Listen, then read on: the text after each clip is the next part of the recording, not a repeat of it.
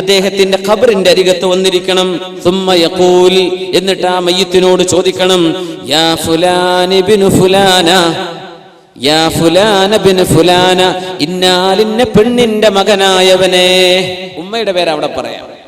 മഹ്ശറയിലേക്ക് വരുമ്പോ യാ ഫുലാൻ ഇബ്നു ഫുലാൻ, ഇന്നാലിന്ന വാപ്പയുടെ മകനെ, വാപ്പയുടെ പേരിലേക്ക് ചേർത്തി പറയാം. ഖബറിന്റെ അരികത്ത് തൽഖീൻ ചൊല്ലുമ്പോ ഉമ്മയുടെ പേരാ പറയേണ്ടത്. ആ മനുഷ്യൻ കേൾക്കുന്നുണ്ട്, പക്ഷേ മറുപടി പറയാൻ സാധിക്കുന്നില്ല. എന്നിട്ട് പറയണം, യാ ഫുലാൻ ഇബ്നു ഫുലാൻ അത്താനിയ, രണ്ടാം പ്രാവശ്യം പറഞ്ഞാൽ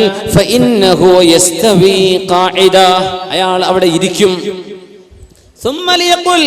മൂന്നാമതും പറയണം, യാ ഫുലാൻ ഇബ്നു ഫുലാന, ഇന്നവളുടെ മകനായവനെ.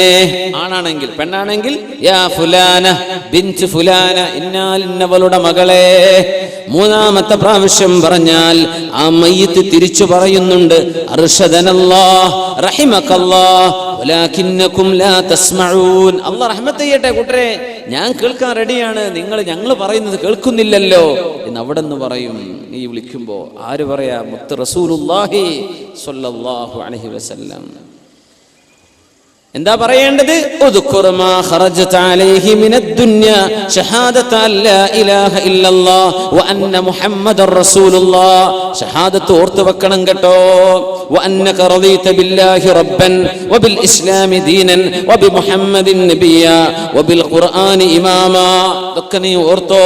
ഫ ഇന്ന മുൻകറൻ വ നകീറൻ, ഇങ്ങനെ പറഞ്ഞാൽ മുൻകർ നകീർ അലൈഹിമുസ്സലാം യതഅഖറു കുല്ലു വാഹിദിൻ മിൻഹുമാ വയഖൂൽ, രണ്ടാളും പറയും, ഇൻതലിഖ് ബിനാ, നമുക്ക് പോകാം, മാ യുഖഇദുനാ ഇൻദ ഹാദാ വഖദ് ലുഖിന ഹുജ്ജത, നമ്മൾ എന്തിനാ ഇയാളെ ക്വസ്റ്റ്യൻ ചെയ്യാൻ നിൽക്കുന്നത്, ഉത്തരമൊക്കെ ഇയാൾക്ക് കിട്ടിയില്ലേ എന്ന് പറഞ്ഞ് അവിടെ ചോദ്യം ഉണ്ടാവില്ലെന്ന് അഷ്റഫുൽ ഖൽഖ് റസൂലുള്ളാഹി സ്വല്ലല്ലാഹു.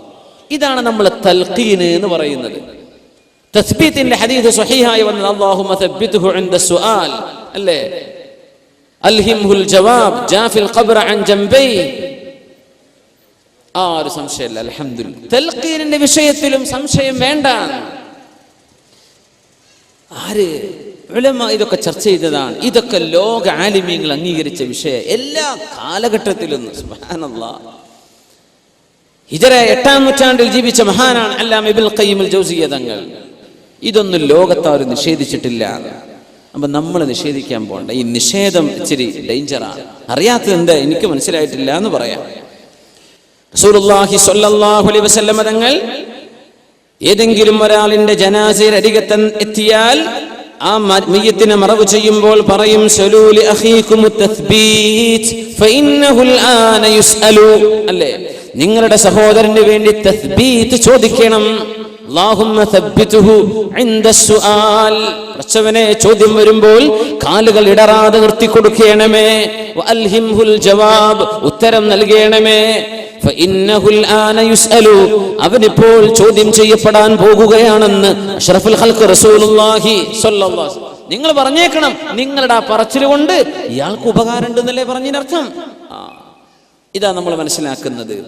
മരിച്ച ഒരു മയ്യത്തിന്റെ റൂഹിന് ജീവിച്ചിരിക്കുന്ന ആളുകളുടെ പ്രാർത്ഥനയോ അവരുടെ ഖിറാഅത്തോ ഉപകാരപ്പെടുന്നുണ്ട്, അവരുടെ സാന്നിധ്യം പോലും അവർ അറിയുന്നുണ്ട്.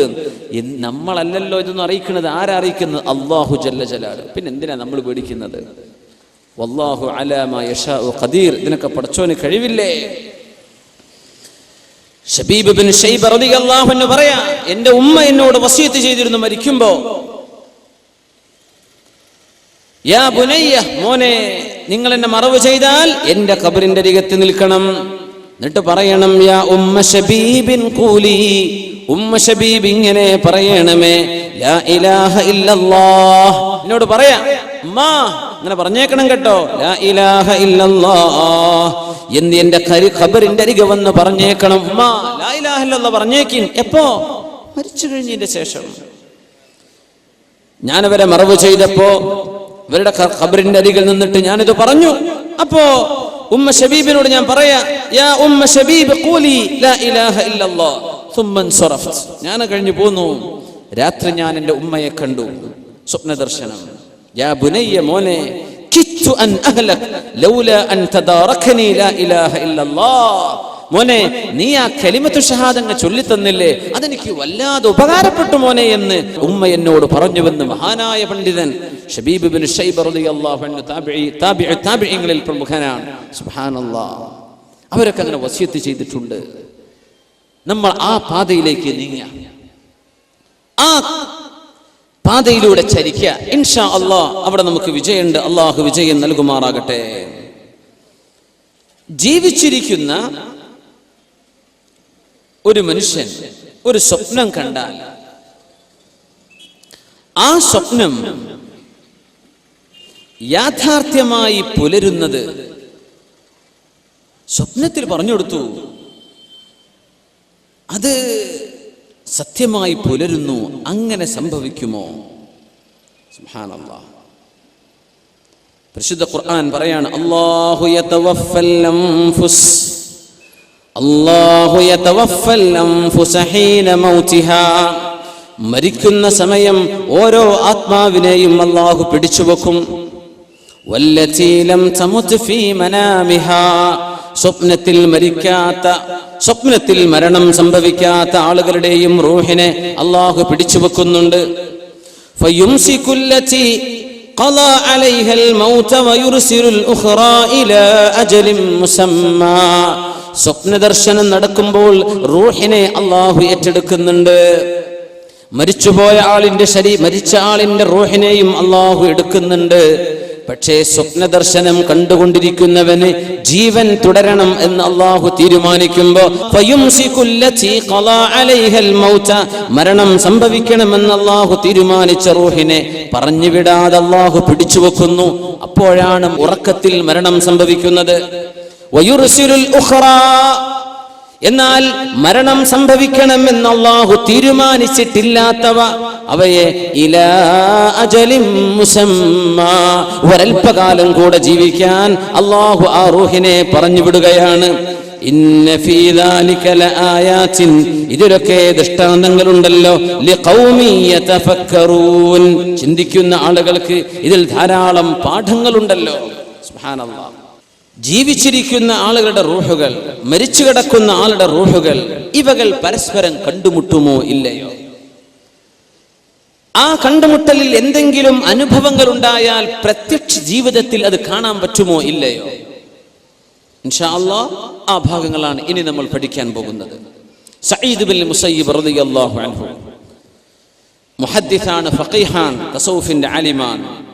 ബഹുമാനപ്പെട്ടവർ ഉദ്ധരിക്കുന്ന ഹദീസ്, ഇൽതഖാ അബ്ദുല്ലാഹി ഇബ്നു സലാം വസൽമാനുൽ ഫാരിസി റളിയല്ലാഹു അൻഹുമാ. സൽമാനുൽ ഫാരിസി തങ്ങളും സ്വഹാബിയായ അബ്ദുല്ലാഹി ഇബ്നു സലാം, അവര് ജൂതനായിരുന്ന മുസ്ലിമായ സ്വഹാബിയാണ്.